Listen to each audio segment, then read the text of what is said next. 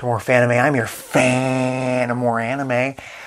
Oh boy, today's the day, folks. We're gonna be reviewing chapters 176 to 200 chapters of Bleach. Yeah! If this is your first time watching one of my Bleach reviews, let me let you know this is my journey, my first time experiencing this franchise, and I am loving it. I really am, and I think Bleach is highly underrated.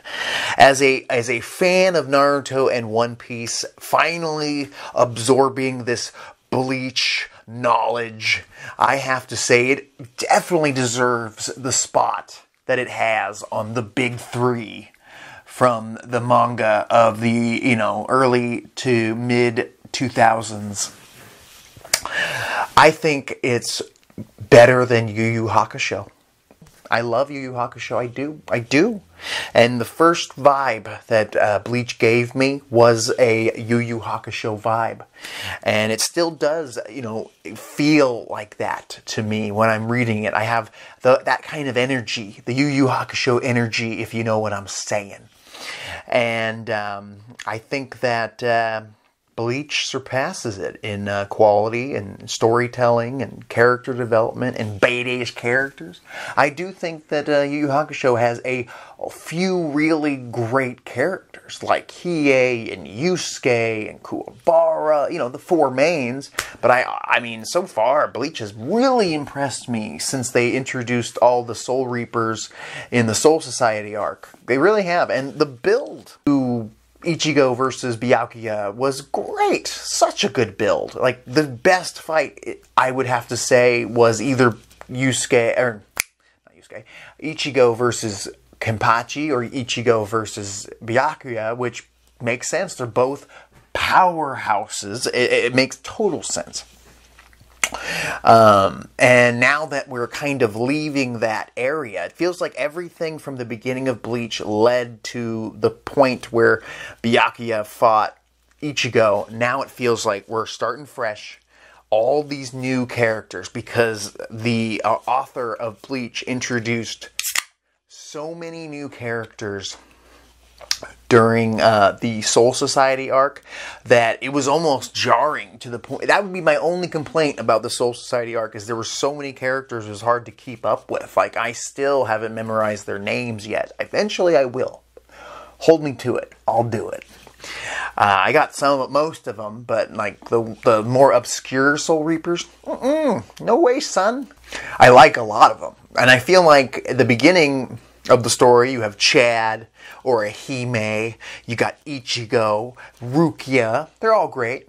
But I think a lot of these captains and vice captains of the Soul Society really up the badassery of the main heroes of the story. And honestly, most of the Soul Reapers didn't feel like villains. And it makes sense now, more than ever, after reading chapters 176 to 200, which this review is about.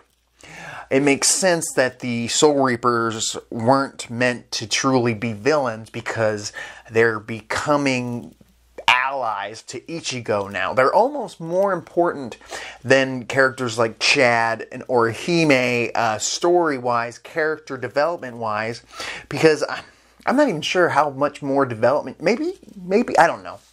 It feels like they've taken Chad, Orihime, and Yuryu, the first three, superpowered allies of Ichigo, and turned them into the weakling trio, like the Usopp, Nami, Chopper of the crew. Not necessarily bad. They're good support characters, but they're like, in the end of the Soul Society arc, they're mostly just glorified cheerleaders for Ichigo, and I don't want that for them. I want them to develop. I really like Chad. I like Orihime. I'm starting to like her more now in these latest few chapters, to be honest. I didn't necessarily like her at the beginning because she had no character. Now she's starting to develop this character that I'm understanding. And another thing, This is only a manga review. I have not watched the Bleach anime yet. I think I will, but I'm really enjoying this manga read-through. You know, no filler. I don't know how much filler is even in the Bleach anime. Let me know in the comments below. Every 25 chapters, though, I get much closer to actually watching the Bleach anime. I just don't want to ruin it because I'm really enjoying this read. I even told myself when I started this Bleach adventure that I would drop it at 100 chapters if it just didn't, you know, it didn't catch my fancy. But wow, I'm really in it, hook, line, and sinker. I'm in it now. These last 25 chapters really got me excited, and I thought it was going to be a bit of a lull after the big fight with Byakuya. No, that was all just building up to this. Yeah. And then, you know, I also thought that the quality would start to dip after the Soul Society arc. No, son. It's going up and up and up. Yes, there was a bit of a let's go back to high school moment, but not like, I don't know. It was still building to more later that connects to this current arc that we're in. I'm really enjoying doing the 25 chapter thing as well, because I can do like 5 chapters here, 5 chapters there. And like I've said before in my previous reviews, reading Bleach is so easy. He makes it so easy. He doesn't overload it with dialogue unless he absolutely needs to, and I appreciate that. It's like a dessert manga. The artwork in these last 25 chapters was so good. And it's been good from the beginning to now. It really has. I'm really enjoying my Bleach adventure. Here we go.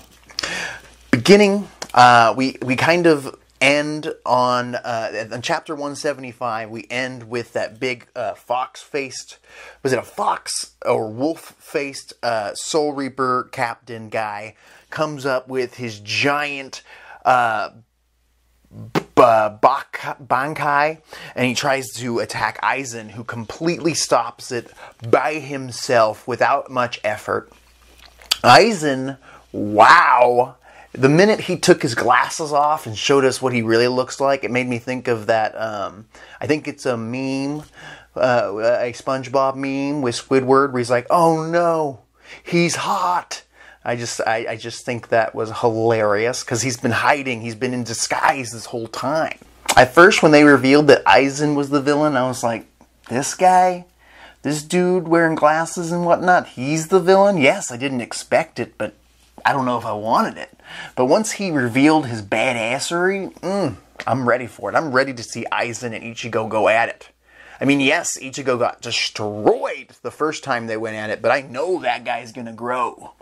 And he's going to have a big fight with him someday. But before Aizen could kill Rukia, he had to take this little gem out of her, this thing that was hidden within her somehow, which was confusing, because I thought that Kisuke, I thought that he hid something within Rukia's her like human puppet that she was in the real world, but now she's not in that I can't remember what they're called, those human puppet things they wear when they go to, you know, live in the real human world. But it was inside Rukia, this thing, this gem, and I'm not sure if I'm supposed to know what it is, but I was so curious I looked it up. It's called the Hagyoku. And it says here, the true ability of the Hagyoku is to absorb the desires of those around it and to manifest them into reality. All of the events that occurred around Ichigo, Kurosaki, Rukia, and Kyusuke Urahara, of events that could scarcely be called anything but miraculous. Every one of these miracles was brought about by the will of Hagyoku. This weird rock-looking thing. I don't know. I looked it up. I'm not sure if it's a spoiler or not. I don't know. But he pulled it out of Rukia without having to kill her, which was interesting as well. He could keep her alive and do that. And then he planned to kill her, or he was going to have Gin kill her. But before that could happen, all of like the captains and the cat lady and all of Ichigo's allies and any of the Soul Reapers that were still standing show up and start kicking Aizen's ass, sort of. Like, I'm sure he could have fought them, but he realized the situation. He was kind of getting surrounded by very powerful opponents. Even the old man that runs the Soul Society showed up, and if he showed up, if I was Aizen, I assume that Aizen is as strong as he is, at the very least. But with him and his crew around him and those captains and a half, well, I don't think that Ichigo could have done shiz, because he was pretty beat up. Didn't he almost get cut in half or something? I can't quite remember. Aizen and the blind guy and Gin end up bouncing. And it was interesting because when Gin was trapped, he got trapped by a specific character, and I can never remember her name. Her name is Rangiku. She's the vice captain, I think, of Toshinori. She had Gin somehow like trapped, and when they were going to float away into the hollow world, I think they went to, he told her like, "I'd love to be your captain for longer, but I gotta go," or something like that. And I'm like, is Gin a secret good guy or something? Because I said that when we first met him. I was like, he seems so evil that it's almost obvious that it's going to be a twist at some point, and Gin is going to turn out... Is it Jin or Gin? I don't know. Either way, it's going to turn out that he is going to secretly be an ally to the Soul Society, and he's been working undercover. But that wouldn't make a whole lot of sense. It would take a lot to convince me of this, but it would... I hope I'm right. I really do. Don't tell me, but I feel like there's something there. Because he seems like such an asshole. But right, that moment he had with Rengoku made me think, maybe not. So they bounce. Orihime shows up and starts showing off her healing abilities in front of all these captains that are there, because all the healers show up. They help Renji, they help Ichigo, and Byakuya, who I thought was going to die. I really thought that Byakuya might die there. Like, I was really leaning towards the idea of that, because he's a strong ally. But it might have been a good idea right then and there to see a character die. Because did anybody die during the Soul Society arc? Please comment down below and let me know. I can't remember off the top of my head if anybody of absolute importance died for realsies. I think there was a little girl that was killed by Aizen, but she might have actually survived, which is fucking ridiculous. I hope down the line the author is willing to actually kill some important characters, because I do believe at certain moments it does make an impact. It makes you remember that arc for a good reason, and their sacrifice will help the other characters grow, in my opinion. But, not a big deal if not, but I'm just curious if anyone actually died, and I think that Byakuya, badass as he is, could have died here, and I would have been perfectly okay with it. Byakuya kind of reminds me of Neji. It was weird when they explained his whole story and why he wouldn't help Rukia with her being executed. He explained that Rukia looks like his ex-wife who died, who actually is her sister, who she left behind because she couldn't support both of them. And then she was looking for her for many years after, coming into some money, and decided that, she can't even be considered Rukia's sister because of how she left her behind. And, that's pretty cray-cray. I can't believe she left her behind, and then she wanted to go save her. She ends up dying before she can find her sister in the Soul Society, which must be huge if she couldn't find her. And then eventually, a year later, sadly, Byakuya finds Rukia, and it makes him happy to see her because she looks a lot like her sister. And he gets his family to accept her in as a new daughter to be... It's kind of weird. He's like, you're my I guess that makes sense because you're my wife's sister. So she's like his sister-in-law. And she was accepted in. And then he made a promise on his family's grave to never break the law again. And that's why he was going to let the Soul Society execute Rukia on trumped up charges.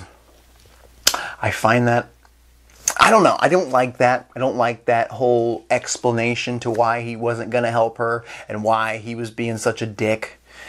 It almost feels half-hearted in a way. Maybe down below you can let me know why that's emotionally awesome, but I thought that was a little lame. I think that it makes sense, but it's dumb. He's like, I wouldn't save your life, even though I promised my sister I would save you and you know, give you, you know, a great life, but then treat you like shit ever since. And he never looked at her because she looked like his wife, which makes total sense. But the idea that he wouldn't save her because he made a promise to his, you know, family. I know it's honor and whatnot and being, I don't know. I think that it was a little weak. Just saying. Either way, he survives. It would have been cray-cray, though, if he passed away right there. And it would have been fine with that, too. I mean, it would have been interesting if Aizen just killed him, and that was his first big kill. That would have made sense. Then that's a strong opponent to take out. Ichigo gets healed by Orihime in front of the healing squad that works there. I can't remember what group that is. It might be 13 or 9. And they even comment on the fact that Orihime's healing isn't healing. It's like reversing time or something. She's an expert healer or something. So she's like the Sakura of this show. But I am interested to see why she has this healing ability. I would be really disappointed if it's just because she's a great healer and we needed something for her to do. She's the white mage, literally. Multiple people comment on her healing ability during these 25 chapters, the villains and the good guys. And I'm interested to see how Orihime develops. This is the first big development for her character, so I'm hoping it turns out, you know, she's got some kind of spiritual connection to something to give her this ability without her having to earn it, I guess. I don't know. I just don't know. The crew heal up. I don't know how long they spend in the Soul Society, but they do spend some time there. There's this really cool spot where Ichigo is like sparring with, I think they were just sparring. Ikaku, he's sparring with him, and before they can even finish their little match, Kenpachi shows up, and he sees that Ichigo's already, you know, in fighting shape, and he tells Ichigo, he's like, all right, you're ready? We can fight again, and Ichigo runs away, which is really interesting, because Ichigo was really pumped to fight Ikaku and get, you know, in shape, but then...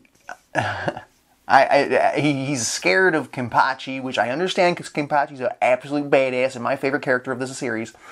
But he almost treats him like he was more of a challenge than Byakuya.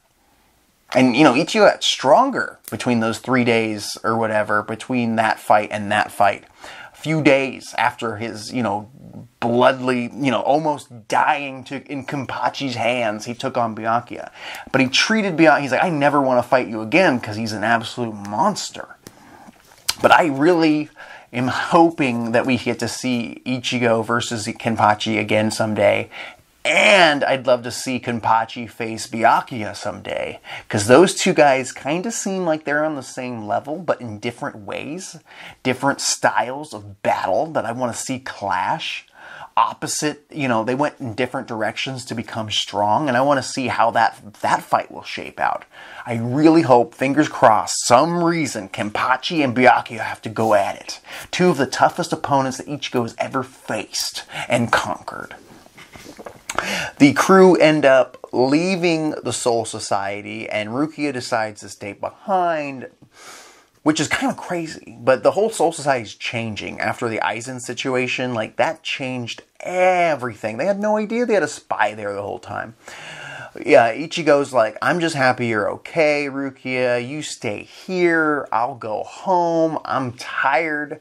They end up giving Ichigo like a deputy badge to be like, you are a, like, not, what is it called? A volunteer Soul Reaper for Earth. And, you know, if you get a chance and you happen to be around and there's a hollow being an asshole, we give you permission to slay that hollow. But they do end up hiring another Soul Reaper to watch over that area who seems like a jobber. Who knows? Maybe it'll turn out to be an important character, but he's around protecting the town that Ichigo lives in, which is cool, I guess. He didn't really do anything. He just showed up and like, okay, let's see him do something. Ichigo goes home. He gets his body back from Kon. Kon is being a weirdo, thinking about women and how he's so happy to be in a human body, but then he gets put back to his stuffed animal, which is all tore up. They actually end up getting Yuryu to sew Kon up. Not really that big of a deal. Yuryu has a big little, build of character during these 25 chapters. He ends up seeing his father, who actually has powers of a Quincy, and he just assumed his dad wasn't a Quincy, and he's like, no, I just didn't practice it, is what I got from that. And he tells Yuryu, who gave up his powers to beat Mary, the creepy scientist Soul Reaper. Yuryu gave up all his powers to not kill somebody. And his father tells him, he's like, hey man, I'm sick of you hanging out with these Soul Reapers and helping them with anything, because you know I hate them. If you want your powers of a Quincy back, you're going to need to promise me that you'll never help them out with something down the line, or don't stop hanging out with Soul Reapers. And I thought we figured out this whole rivalry between the Quincy and the Soul Reapers. Seems like it's still expanding. Seems like Yuryu still hasn't mended those bonds. He may have forgiven the Soul Reapers, but his father and any other Quincy's that might be alive have not. Seems like a big misunderstanding. We'll see how that plays out. But in the end, Yuryu decides, hey, yeah, I'll take those powers back. Thank you very much. I'm not sure if he's going to make him like sign a contract or something where he has to never talk to Ichigo again, or he has to fight him again. But I feel like Ichigo's so much stronger than Yuryu ever was. Maybe in his super maxed out, 8 gates form that he took for a hot minute, he might be able to compete with current Ichigo, but not like before. After his trip to the Soul Society, after apparently this magical rock, the Hagyoku that I mentioned, helped Ichigo achieve his dreams miraculously. It seems like this rock thing created by Kyusuke, Hat and Clogs, Kisuke, helped Ichigo in some way. And it makes a whole lot of sense. Great. Either way, Ichigo's home. He's happy to be home. His dad sees him. He tries to give his dad back the damn charm he gave him. He ties it to Ichigo. His dad does. He's like, no, you keep it. I'll come in and play later. Because I can't believe I'm 24 minutes into this and not mentioning the fact that Ichigo's dad is a secret Soul Reaper this entire time. What a fudge. I couldn't believe that. I stood up out of my chair when I was reading that, and I was like, what? Because there was no indication to me that Ichigo's dad was a Soul Reaper. And we get to find that out. And Ichigo does not, though, which kind of frustrated me. I was like, just tell your son, you know he's a Soul Reaper now. Stop being an asshole. Turns out that he's a friend with Hat and Clogs as well. He actually ends up fighting a super powered up Hollow who also has a sword, who was like part Soul Reaper because he was taking his mask off or something. There's a whole race of these characters, these Hollows that take their mask off and they gain the power of a Soul Reaper for doing that, which is crazy. And I'm still learning about it, of course. But I love the idea of it, because Ichigo has been showing up with a mask on, half mask on, and he takes it off and it comes back. It's because, like, Ichigo's slowly turning into this half hollow, half Soul Reaper thing, which gives him more power, but he's worried that it will take over his mind and make him into a monster. It's like power for, you know, less control. Ichigo's dad shows up in these 25 chapters at some point and saves Kon from being attacked by this giant Soul Reaper. Not Soul Reaper, Hollow Reaper. And one-shots this giant creature and basically tells him, like, hey, you may have a giant Zanpakuto, but that's only because you're bigger. And the Soul Reapers actually make their Zanpakutos smaller on purpose because it'd be ridiculous wielding gigantic swords if we showed... Because I guess the size of the blade is something to do with the pressure, the spirit pressure that the Soul Reaper puts out. So his father tells Kon, and Kisuke tells Kon, don't tell Ichigo about this. Ichigo actually ends up meeting Arrancar. The Arrancar are a race of half hollows, half Soul Reapers that were once hollows that wanted to gain the power of a Soul Reaper, which at some point were humans. Because if they were hollows, they had to have been humans at one point, which is kind of interesting as well. Bleach is a lot more deep than I expected story-wise, so I'm really appreciating that about it. He ends up meeting this one kid with a bowl cut that comes to his class and tries to be his buddy, and he tells Ichigo, he's like, hey man, me and you join us, you join the Arrancar. We're half Soul Reapers. You already know you're becoming one. We'll help you learn how to control it. And Ichigo's like, fuck off. I'm not one of you. He's still having an internal crisis. He seems like a nice kid, this dude with the bowl cut. But he also has a friend who's a chick who's also there, who's also one of these Arrancars in training or something. These guys don't really do a whole lot of physical action during this time, and they're here trying to convince Ichigo to join them, but they seem like errand boys and girls. Eventually Chad and Orihime, who happen to hang out together all the time in these 25 chapters, because they show up together in almost every moment that they're involved in. They're besties, apparently. They show up and they question them, like, why do you want Ichigo? And eventually the girl gets jealous of Orihime's big, chesticles. She gets taken away by the bowl cut kid. He's like, we're not trying to kill people right now. We'll worry about that later. There was a really funny scene where they're like goosing each other's butts. Here's the picture of that. It was pretty funny. I was like, what is happening in this manga?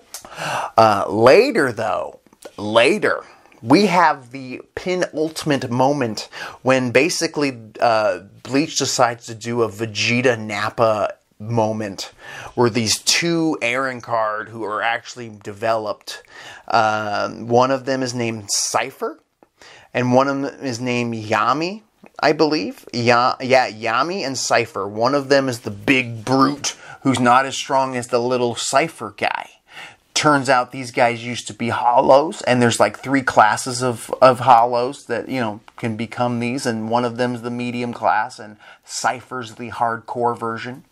They show up very reminiscent of the Saiyan saga when Vegeta and Nappa show up on Earth and cause absolute havoc. The big guy decides to soul suck like 100 souls, it seemed like, killing all these weak souls, these humans, sucking up their souls, and he says they taste disgusting. He's like, why would you think they wouldn't? They're weak, they have no spirit energy, they suck. Literally.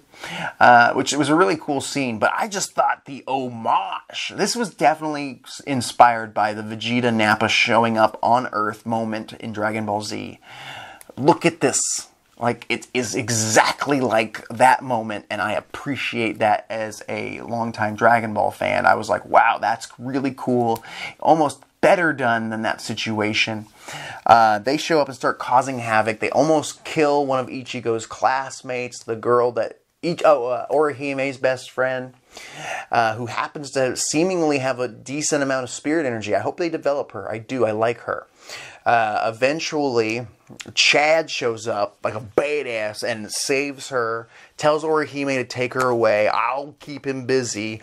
But before he can even attempt to keep this guy busy, Yami, Chad gets his arm broken in like 3 places. It's like ripped to shit. Orihime is like, well, I can't just run away now, and starts trying to heal Chad's arm. They comment on her healing ability as like a reversing time healing type situation. It'll be interesting to see just how powerful she is healing-wise down the line. I hope it's not like a really annoying thing where like the character's about to die and she's like, nope, fixed it.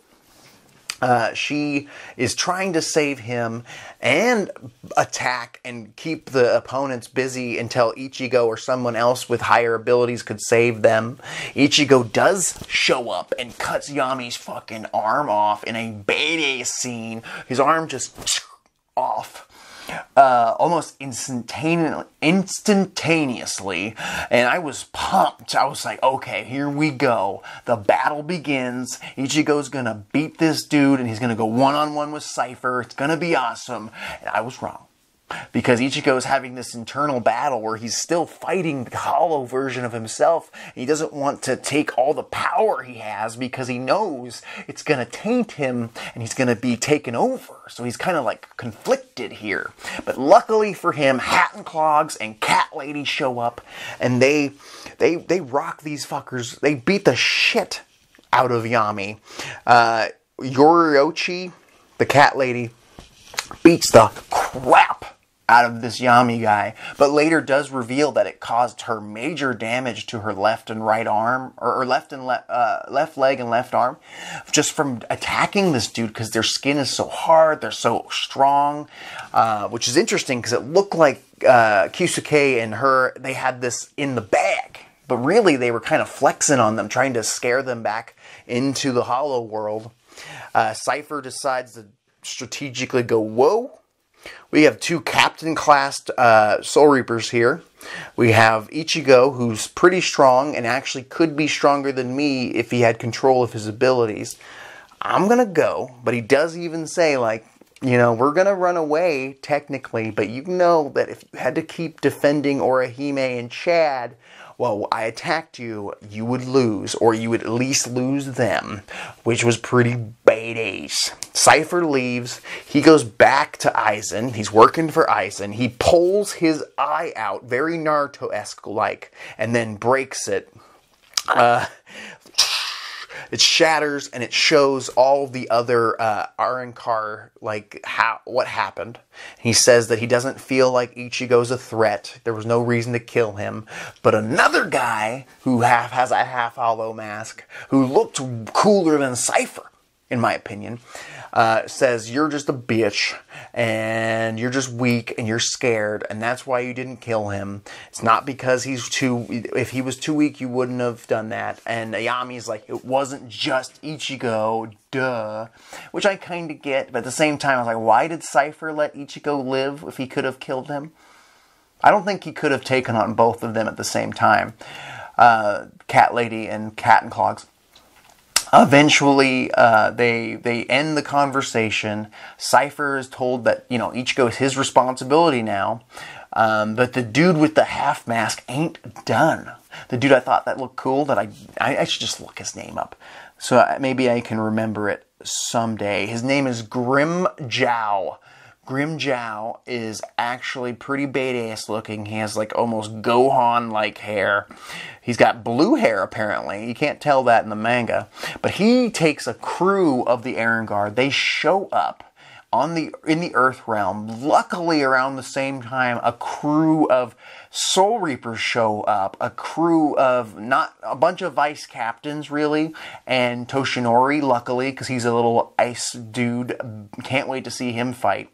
They show up at Ichigo's school in a hilarious situation. Like, Ichigo's in class. He's moping around because Orihime got absolutely slaughtered. She was beat up to shit. I felt really bad for Orihime during that moment. Orihime and Chad, like, should they continue even being fighters at this point and maybe just step back? Chad needs a power boost immediately, because right now his arm thing is pointless. I feel really bad for Chad. Eventually, these villains show up, but luckily, like I mentioned, the Soul Reapers show up, and they say that they're here to help Ichigo prepare for the battle for the Aaron card. They explain to him who they are. Rukia returns to the human world, which was awesome, and literally drop kicks Ichigo in the face and says, "Why are you moping around? You're not the Ichigo that I know. You need to get your shit together, bro." And has him defeat a basic-ass Hollow and says, "You aren't the same. You need to go apologize to Orihime and get over this. Get on with it." He does. He feels better. Orihime's jelly, very jelly. She actually hangs out with Rinkaku, who ends up staying at her place. Yeah. There was actually a lot of fan service with Rinkaku. It seems like Rinkaku is the fan service female of this story, but she's hanging out with Orihime. They have a shower. It's a whole thing. She helps her get over her jealousy and tells her jealousy is a normal thing. It's a whole thing. Bonding between a Soul Reaper and a human. Love it. I love that they're giving Orihime room to grow. But Toshinori is there. He's kind of leading as the, highest ranking crew member. But Renji is actually on his own mission, trying to learn from Kisuke Hattenhogs, the same guy who helped train Ichigo. So I'm happy there. I really like Renji. He's one of my faves. I hope he gets a little boost. Ikaku's there and his partner, but no Kenny, no Kenpachi, which makes me sad. I hope Kenpachi shows up at the 11th hour and saves the motherfucking day. But these badasses show up. These Aaron cards show up, and they challenge every one of all the Soul Reapers that are on Earth, and they're out to kill everybody in Ichigo's hometown that has any form of soul or spirit energy, and they're here to fight to the death, including the Aaron card I just mentioned. What's his fucking name? Grimmjow. I gotta remember. It's so easy. Grimmjow.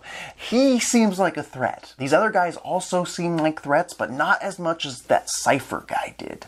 I have a feeling they're gonna eliminate some of these Aaron cards. I do hope that someone like a minor Soul Reaper gets killed in this battle. We need to see some loss here. Like, they need to show their dominance. They need to show us just how strong they are. I really hope as well that that Rukia has her powers back, because I want to see her fight it out as well.